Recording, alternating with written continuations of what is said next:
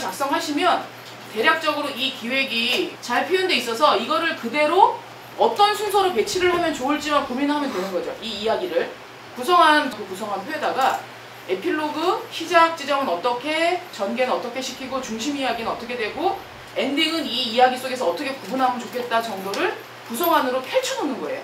에필로그 첫 하면 이제 나오고 제목 뜨고 집 앞에 이런 모습 그대로 그냥 옮겨놓은 거예요. 선생님이 얘기하신 내용들을 다른 취미생활보다 장구 치는 게 사물놀이 하는 게 너무 적성에 맞으시는데 이 적성에 맞는 활동을 어떻게 영상으로 내가 하고 싶은 이야기를 잘 표현할까였거든요. 그래서 이제 그 첫 번째는 집에서 무료하게 TV 보시는 경우가 많으시대요. 그 TV 보는 걸 화면으로 표현한다면 어떻게 표현하면 좋을지를 고민하는 거죠. 보통 선생님들이 집에서 TV 보실 때 어떤 포즈로 TV를 보세요? 소파에 누워서 리모컨만 이렇게 하고 이렇게 누르시잖아요. 그 모습을 그대로 영상에 담는 거죠. 그래서 그거를 무료한 삶을 에필로그에 보여주는 거예요. 내 머릿속에는 실은 저 선생님처럼 생각이 다 있으세요. 근데 그거를 글로 적으라니까 막막한 상황인데 그거를 그냥 하고 싶은 이야기대로 길게 그냥 쫙 써보는 거예요. 이게 그러면 결국은 기회가 아니고 기회관이 결국은 조금 더 정리만 하면 구성안으로 바뀌는 거거든요. 그래서 이렇게 정리되어 있는 거를 어떤 순서로 보여줄지를 고민하는 게 구성안이 이제 순서 나누는 거죠. 그래서 이제 집에서 리모컨 반짝반짝거리다가 그것도 지루하니까 스마트폰 보다가 그것도 지루하니까 냉장고 앞에 가서 물 한 잔 마셔요. 그리고 이제 첫 장면이 에필로그가 끝나는 거죠. 그리고 나서 첫 장면이 이제 따릉이를 타러 나가요. 선생님이 집 앞에 따릉이를 대여를 하시는 거죠. 공원에 가가지고 그래서 비틀비틀거리면서 따릉이를 타세요. 이런 장면은 여기 선생님이 써놓은 내용 안에 다 있어요. 이제 따릉이도 재미없어. 공원에 보니까 다른 사람들은 다 재밌게 생활을 하는 거예요. 운동도 하고 같이 동료들끼리 나와서 휘덕거리고 웃기도 하고 이런 모습들을 그냥 보여주는 거죠. 이 사람들을 구경하고 있는 거예요. 선생님이 거죠. 그리고 중심 이야기는 뭐냐면 이제는 그 지루한 삶에서 이제 포기를 하고 집으로 들어오려고 하는데 어디선가 음악 소리가 풍악 소리가 들리는 거죠. 마을 회관이었어요. 이게 이제 중심이죠. 그리고 그 안을 들여다보니까 장구치고 북치고 열심히 배우고 있는 사람들의 흥겨움이 보이는 거예요. 그걸 영상에 담으시면 되고 그리고 엔딩은 뭐냐면 이제 공연 날이 됐죠. 발표회 날. 그리고 긴장된 모습으로 준비하고 선후배들과 함께 공연하고 큰 박수가 들려오고 그게 이제 엔딩인 거예요. 선생님이 행복한 표정이 지어지면. 이게 굉장히 이제 요거를 기획한 내용을 어떤 식으로 영상으로 구성하느냐 요거가 이제 조금 선생님들한테 제가 드릴 수 있는 팁인 거죠. 어떻게 구성하냐. 그러면은 예시로 금방 제가 이렇게 설명드릴 때 머릿속에 막 이렇게 영화같이 한 편을 지나가지 않으세요?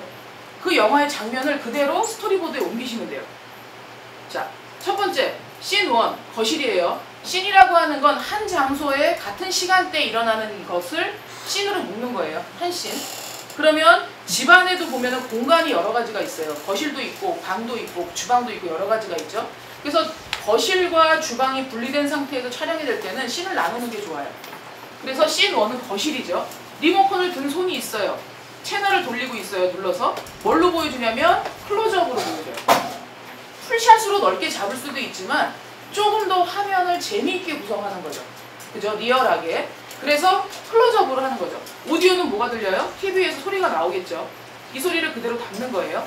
두 번째 컷은 누워있는 주인공이 리모컨을 들고 있어요. 이거는 뭐죠? 미들샷이잖아요. 조금 더 크게. 클로즈업에서 조금 더 크게 보여주는 거고 그 다음에 누워있는 주인공이 이제 TV를 보고 있으니까 TV만 계속 보여줬잖아요. 그러니까 TV를 보고 있는 반응샷. 그 상황에 맞는 반응샷을 보여주는 거거든요. 항상 이 반응샷이 중요해요. 내가 일방적으로 뭔가를 쫙 하고 있는 것만 보여줄 때는 조금 지루한 감이 느껴질 수 있지만 주고받는 거죠. 우리가 대화할 때 내가 말하면 저 사람이 받아주는 것처럼 화면도 마찬가지로 그걸 보여줬으면 이걸 보고 있는 누군가를 또 비춰주는 거죠. 주고받는 거죠. 화면도. 그렇게 구성을 하면 훨씬 더 지루하지 않은 영상들을 만들 수 있거든요. 그래서 누워있는 이제 리모컨을 들고 있는 누군가가 있었잖아요. 그러면 이제 그 사람이 누군지를 보여줘야죠. 누워있는 이분의 상반신 정도를 보여주는 거죠. 그러면 이분이 표정이 어때요? 좀 지루해하고 짜증나 있어요. 그래서 이거를 표정을 조금 더 극대화해서 클로즈업으로 보여주는 거죠. 그리고 자리에서 일어나요. 일어나는 모습들을 보여줘야 되니까 미들샷으로 해도 되지만 그냥 풀샷으로 전체 거실에 있는 모습을 싹 보여주는 거죠. 그리고 이렇게 탁 일어나요. 일어나서 어딘가 가죠. 그리고 나서 스마트폰, 일어나기만 했어요. 옆에 있는 스마트폰을 잡아요. 자, 잡는 손만 보여주는 거죠, 먼저. 그리고 스마트폰을 보고 있는 주인공의 눈이 막 굴러가요. 스마트폰 이렇게 읽고 있죠. 이것도 마찬가지로 보여주려면 클로즈업으로 해야 되고, 이게 좀 부담스럽다 하시면 미들샷으로 보고 있는 모습을 보여줘도 괜찮아요. 자, 지루한 스마트폰도 옆으로 던진다. 자, 옆으로 탁 놔요.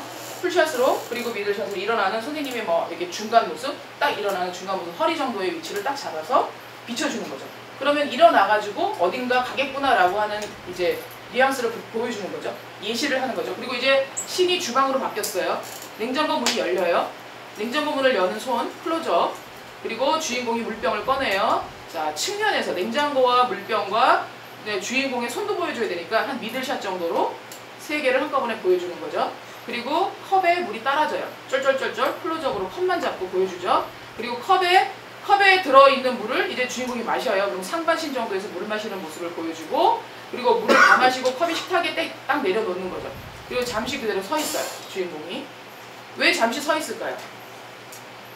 다음 씬으로 넘어가야 되니까. 상황을 전환시키는 거죠. 자, 답답한 이분의 심경을 이렇게 표현하는 거죠. 시원한 물 한 잔 마시는 거예요. 그리고 만약에 이런 씬 같은 경우는 상황 전환이나 분위기 전환을 시켜야 되기 때문에 그 상황을 극대화시켜야 되니까 선생님들이 보통 뭐 한 10초, 15초 정도 찍는다면 좀 더 길게 찍어야 되겠죠. 장면 전환을 해야 되니까 한 2, 30초를 찍어요. 그럼 여기 안에 주인공의 감정을 담을 수 있어요. 이 상황. 스토리보드를 들고 나가서 요대로만 촬영해갖고 오시더라도 요것만 보고 편집을 하면 편집은 하루에도 끝날 수 있어요. 이 장면들을 어떻게 그 타임라인에 배치할지는 또 고민하셔야 되는 거죠. 먼저 고민하고 이대로 촬영하고 편집을 좀 쉽게 할 건지, 촬영을 무조건 이것저것 다 해놓고 나중에 구성을 고민하고 편집을 나중에 고민하실 건지는 선생님들, 감독님들이 판단해야 될 몫인 거죠. 여기 선생님 같은 경우는 전개되는 상황이 딱 정해져 있어요. 지루하다, 나가서 뭔가를 찾았다, 그 다음에 사물놀이를 했다, 그리고 발표를 했다. 이게 딱 정해져 있는 상황이기 때문에 아주 쉬워요.